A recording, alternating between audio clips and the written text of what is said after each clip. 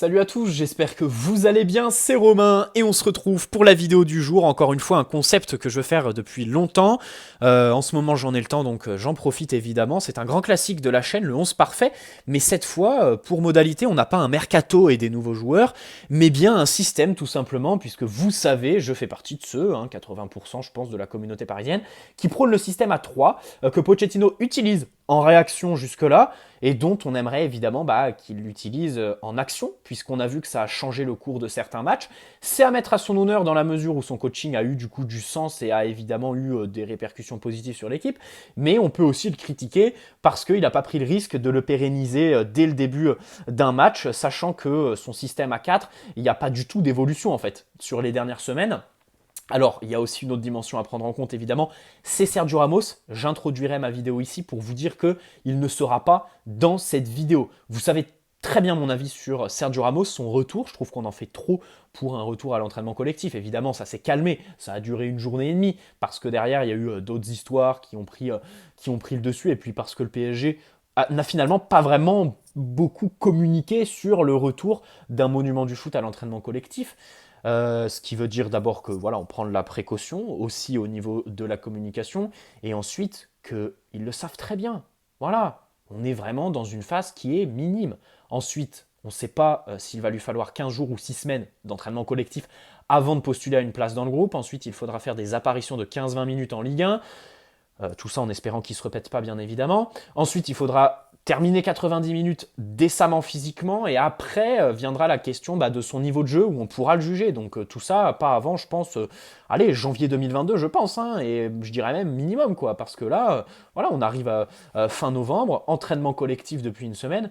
Bon, ok. Et voilà, Bernat, par exemple, on a eu pour beaucoup d'entraînement collectif. Bref, d'un côté, voilà, j'aurais pu l'inclure dans la vidéo, mais ça aurait été idiot et renier mes idées, puisque voilà, critiquer ceux qui idéalisent et en font trop avec Sergio Ramos pour le caler dans une vidéo, ça n'aurait pas de sens, ça ne serait pas crédible. Et ensuite, du coup, ce qui décrédibilise un peu la vidéo, c'est que Pochettino, par contre, à l'inverse, je pense pas qu'il va mettre ce système en place avant le retour de Sergio Ramos, parce que du coup, s'il avait eu à le faire, ce serait déjà fait tout simplement. Mais il y a quand même deux, trois facteurs qui font que je trouve qu'il y a beaucoup de regrets sur ce début de saison, parce que ce système à 3 pour moi est vraiment parfait en fait. Je me range peut-être dans l'opinion majoritaire, mais je vois pas d'inconvénient. Et la première des choses à dire, je pense, c'est vraiment flagrant quoi. 100 millions d'euros cet été sur des latéraux qui étaient pistons dans leurs anciens clubs et qui aujourd'hui sont bridés par leur entraîneur, par le système bien évidemment, et ça a des répercussions négatives sur leur performance ces dernières semaines. Même si Nuno Mendes s'en sort un petit peu mieux que Achraf Hakimi, franchement les deux, on ne peut pas dire qu'ils excellent.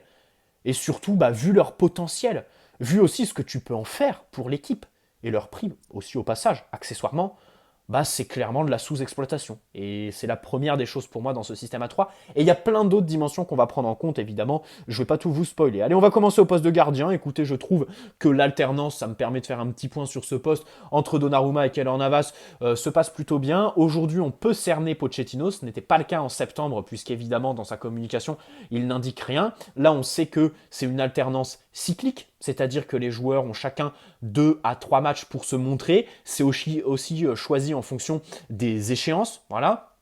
Keylor Navas a joué le premier match de Ligue des Champions symboliquement. Donnarumma a joué le choc de ce début de saison face à Manchester City. Bref, voilà, c'est plutôt bien géré. Pour l'instant, il n'y a pas de problème.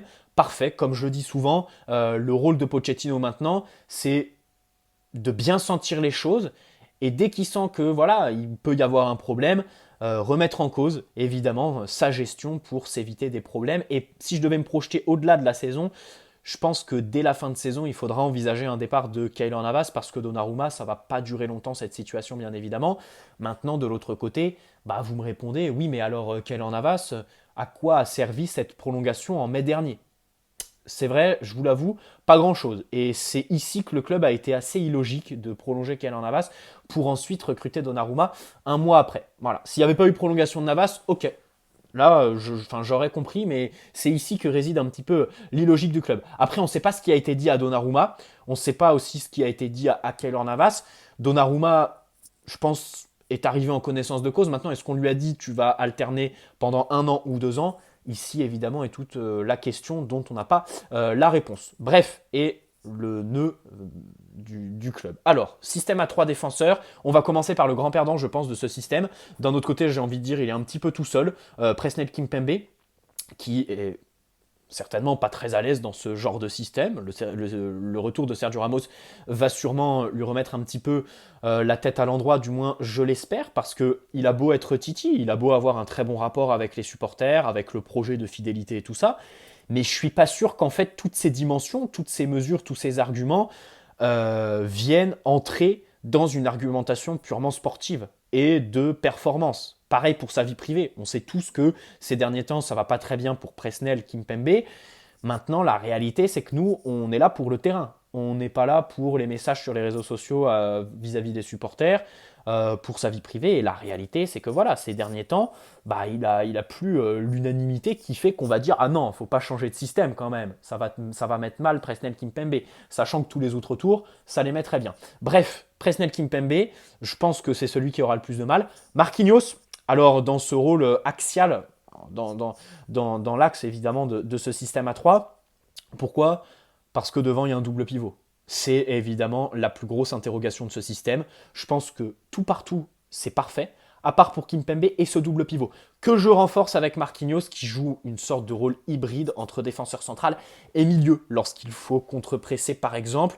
Alors quand le milieu adverse est très dense, c'est-à-dire faut conserver le ballon dans des petits espaces et tout ça, je suis pas sûr que Marquinhos soit vraiment à l'aise. Par contre, quand l'adversaire joue bas, qu'il monte au milieu, parce que voilà, son jeu long est très très bon, ses ballons pieds en rupture, pareil, sa vision de jeu, son intelligence situationnelle, pareil, ça c'est quelque chose qui s'explique pas et qui me motive en fait à le mettre au milieu de terrain, parce que pour moi, je sais très bien que Marquinhos, plus que n'importe quel autre joueur, saura juger à quelle hauteur se mettre. Il sent tellement bien le jeu que voilà, je lui fais une confiance aveugle, je sais qu'il saura juger est-ce qu'il faut que je monte, est-ce qu'il faut que je ne monte pas. À droite, Thilo Kehrer, ça va déplaire certaines personnes. Thilo Kehrer joue bien avec sa sélection, a fait un bon début de saison, j'ai pas vraiment compris pourquoi Pochettino ne l'a pas... Voilà, lui a pas donné plus de temps de jeu, je trouve qu'il le méritait. De l'autre côté, c'était à l'honneur de Pochettino de mettre un petit peu tout le temps la même composition, essayer de favoriser les automatismes. Mais le problème, c'est que quand il n'y a pas de principe derrière les automatismes, bah, les automatismes, ils se développent pas, quoi. C'est-à-dire que, comme je disais dans mes vidéos défense ce week-end, il n'y a pas de travail. Donc pourquoi mettre toujours la même charnière s'il n'y a aucune progression qui s'observe? Bref, on continue. Alors Thilo Kehrer, évidemment, qui a été recruté, encore une fois, c'est 37 millions d'euros pour un système à 3. Alors c'était pour un autre, c'était pour Tourelle. Mais dans tous les cas, défenseur à l'allemande, qui prend des risques à la relance, pas de problème. Franchement, je lui donnerais sa chance dans ce système à 3. Il y a aussi Abdou Diallo, mais le problème d'Abdou Diallo, c'est qu'il jouerait à gauche du coup à la place de Kimpembe. Et aujourd'hui, vu ses prestations, certes en tant que latéral gauche et pas en tant que défenseur central, je vois pas Kimpembe être pas bon au point de laisser sa place à Abdou Diallo. Donc voilà, défense à 3, Kimpembe, Marquinhos et Thilo Kehrer avec Marquinhos dans un rôle hybride. Évidemment, vous l'avez compris, à gauche, piston Nuno Mendes, quoi. Nuno Mendes, le mec, il demande qu'à aller presser. Allons presser avec Nuno Mendes, allons à l'abordage avec Mendes, progresser, aller mettre la pression sur l'adversaire, récupérer les ballons hauts, bien évidemment. Centrer aussi, même si c'est vrai que, à la différence de sa sélection portugaise, il centre, il n'y a pas de Cristiano Ronaldo dans la surface. À savoir, il n'y a pas grand chose, pas grand monde qui puisse reprendre, à part Mbappé qui travaille son jeu de tête. Hakimi à droite, voilà, pareil, qualité de contre-presseur, voilà, Nuno Mendes peut attirer la pression sur lui et faire des passes appuyées vers l'axe. Ensuite, voilà, un joueur comme Verratti dans l'axe renverse sur Achraf Hakimi qui est donc haut et qui a de l'espace. Ça, pour moi, c'est un schéma typique que tu peux développer à l'entraînement dans ce système à 3, bien évidemment. Ensuite, double pivot, bon, Verratti, déjà, Verratti un peu plus bas. Verratti, tu vois, devant sa défense et accompagné, je pense, d'Idrissa Gueye, celui qui m'a le plus convaincu sur ce début de saison, même si ces derniers temps il est à l'image de tout le monde, ils sont un peu tous à mettre dans le même sac. Voilà, 3-4-1-2 avec Wijnaldum en numéro 10 par moment, mais évidemment pas titulaire indiscutable. Si un Neymar ou Messi revient de sélection, on sait tous que ce sont, voilà, il y a les forfaits pour ces joueurs-là sont un petit peu communs. Donc Verratti Gueye comme double pivot, c'est vrai que c'est un petit peu frêle. De l'autre côté, je me vois pas mettre Danilo sur le terrain en fait. C'est comme en défense, j'aurais pu mettre Danilo. mais le déficit technique est trop grand. Là, vraiment, ces dernières semaines, je me suis rendu compte qu'il a beau être gentil, il a beau tout donner. C'est vrai que parfois, il t'apporte dans les airs, sur les coups de pied arrêtés, il récupère des ballons, c'est vrai, mais non, techniquement, c'est trop chaud, quoi. C'est pas possible, c'est pas possible. Et puis devant, donc il y a aussi une autre dimension. Donc, ce système à 3 pour favoriser un petit peu Marquinhos, un petit rôle hybride qui, je pense, lui ferait beaucoup de bien. Tes latéraux, hein, pour moi, c'est le point névralgique. Et c'est surtout que j'ai vraiment envie de voir le PSG avec un bloc super étiré. Je pense à la France contre le Kazakhstan samedi dernier. C'était la force. Les ballons fluides et surtout les ailiers qui te mangent la ligne. Théo Hernandez et Coman. Et donc qui t'apportent de la largeur, donc des intervalles entre les centraux, des intervalles entre les lignes, évidemment, entre les joueurs, pour que tes attaquants axiaux en bénéficient. Voilà, pour moi, c'est un principe qu'il faut absolument développer. Le PSG a voilà, l'habitude de recevoir et affronter des équipes style Kazakhstan en Ligue 1. Donc voilà, et puis devant, il y a aussi une autre dimension. Je pense que ça, c'est quelque chose qui est nouveau, vraiment, enfin qui émerge, une idée un petit peu nouvelle. Mais les Messi, les Neymar, les Di Maria, ça sert à rien de les mettre aux extrémités. En fait, les mecs, on s'est rendu compte qu'ils sont jamais aussi forts les uns avec les autres que lorsqu'ils sont proches. Plus ils sont proches, plus ils sont forts. Et surtout, plus ils sont proches, plus ils sont utiles à l'équipe. Parce qu'ils échangent entre eux. Ils sont vraiment, voilà, excellents. Neymar, Mbappé, on l'a vu. Même si le premier but de Neymar à Bordeaux, bon, c'est un centre de Mbappé qui est relativement lointain et surtout très précis. Mais voilà, les échanges entre Neymar, Messi et Kylian Mbappé, vous l'avez compris, c'est ma ligne d'attaque. Pourquoi pas faire dézonner Mbappé sur le côté droit et Messi du coup le faire jouer en tant que faux numéro 9. Ce qui me gêne un peu du coup, c'est que tu n'as pas de numéro 9 pour fixer cette défense, comme Icardi l'a fait, enfin comme Icardi sait le faire, et surtout l'a fait très bien contre Lille. Hein, on sous-estime beaucoup son entrée contre Lille qui a été bonne, mais Icardi, je ne me vois pas le mettre sur le terrain, quoi. Et son rôle de super sub, je le trouve pas mal. Quitte à le faire rentrer à la 60e minute, on sait tous que Messi a 34 ans, que Neymar parfois à la fin des matchs, c'est qui tout double. Soit le mec te fait gagner le match, soit il dégoupille complètement. Et à la mi-temps, tu peux déjà sentir à quel Neymar tu as affaire. Donc c'est facile de le sortir à la 60e minute, c'est facile de faire un choix. Bref, Icardi, je pense que son rôle de super sub est plutôt bon. Il a notamment marqué ce fameux but contre Lyon. J'aurais kiffé être au Parc des Princes parce que la réaction du public est incroyable hein, sur son but dans les arrêts de jeu. Le Parc des Princes rugit, mais comme rarement je l'ai entendu. Voilà, et c'est un de mes regrets, un de mes matchs regrets, on va dire, de cette saison, de ne pas être allé au Parc des Princes ce soir-là.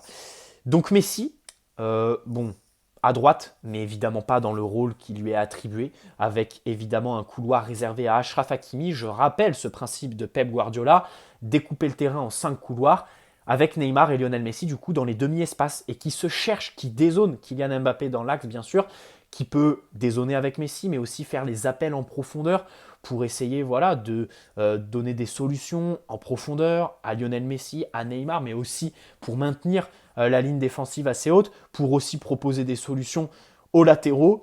Et aussi, je parlais de la dimension dans mes vidéos défense, je voulais en parler, l'écart trop important entre la ligne du milieu et la ligne de défense. Et c'est ce qui fait qu'à la fin de tes actions, tu te retrouves soit en infériorité numérique, soit placé n'importe comment, avec un mec qui a quitté l'alignement, du coup les autres qui devaient coulisser mais qui n'ont pas l'intelligence de jeu pour se trouver au bon endroit au bon moment, et l'adversaire qui en profite par des positionnements ou par une très bonne exécution technique des gestes. Et bien ça, je pense que, alors, d'un côté, tu peux dire à ton équipe, soit à ta défense, de monter beaucoup plus haut, ce qui est très ambitieux, mais qui, je pense, est plausible, du coup, pour avoir moins d'espace entre les lignes, et du coup, pour que l'adversaire peine à trouver des relais entre les lignes. Et là, tout de suite, ça va être difficile, croyez-moi, pour les adversaires, de se retrouver en position de centre, avec le ballon dans les pieds de leurs ailiers. Croyez-moi. Ou alors, tout simplement, tu renforces ta ligne du milieu avec beaucoup moins d'intervalles. Et je pense, perso, je privilégie ça avec évidemment une ligne à 4 plutôt que cette ligne à 3 qui, en général, à la perte du ballon, ressemble à rien, tout simplement. C'est un sketch. Bref, et évidemment, avec la possibilité que Marquinhos contre-presse pour venir t'apporter de la densité sur la largeur et donc pour l'adversaire, moins de possibilités de trouver dans les intervalles un partenaire. Et entre les lignes, bien évidemment. 14 minutes et 50 secondes, je pense avoir développé à peu près tout ce que je voulais dire. On peut en parler pendant des heures évidemment du système, mais voilà, globalement, exploiter nos latéraux. Je trouve ça pitoyable qu'on ait mis 100 millions d'euros. À la limite, tu vas chercher Mukiele si tu veux jouer comme ça. Ok, pas de problème. Ou à la limite, tu recrutes pas Mendes, mais tu recrutes un latéral qui va savoir défendre pour faire ce système asymétrique avec Hakimi qui monte et ton latéral gauche qui reste dans l'alignement. Mais à Nuno Mendes et Hakimi, tu peux pas leur demander ça, quoi. Tu peux pas demander au gamin Mendes de rester derrière, quoi.